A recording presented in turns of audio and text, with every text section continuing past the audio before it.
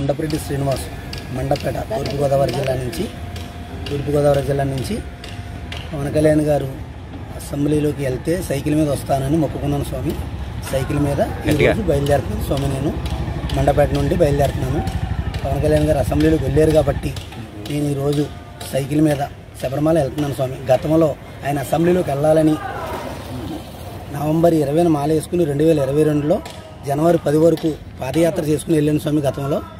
ఇప్పుడు ఆయన అసెంబ్లీలోకి వెళ్ళారు కాబట్టి మళ్ళీ మొన్న 13వ తారీఖున మాల వేసుకుని ఈరోజు 2వ తారీఖు పవన్ కళ్యాణ్ గారు పుట్టినరోజు సందర్భంగా సైకిల్ మీద బయలుదేరి వెళ్తున్నాం స్వామి.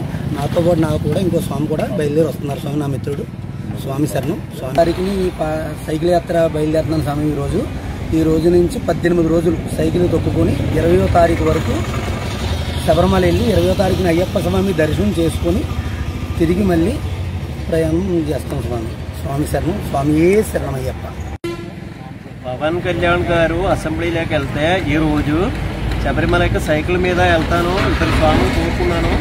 జీను గురుస్వామి, సతీష్ స్వామి ఇద్దరు సైకిల్ మీద శబరిమల ప్రయాణం చేస్తున్నాను. ఆశీస్సులు దాన్ని కోరుకున్నాను.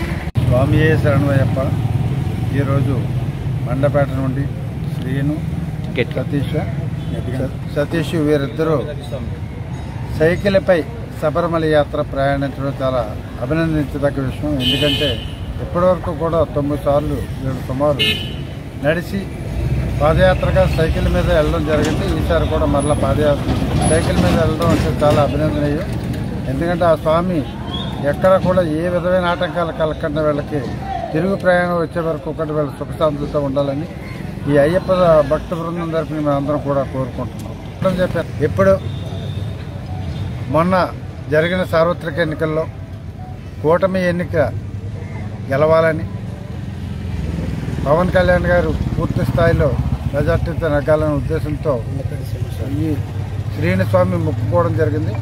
ఆ మొక్కు ఈరోజు ఎలాగా తీర్చడం జరుగుతుంది కనుక నిజంగా మా కూటమి తరపున బీజేపీ, టీడీపీ, జనసేన తరపున వీళ్ళందరికీ కూడా స్వాముల తరపున అభినందనలు తెలియజేస్తున్నాం.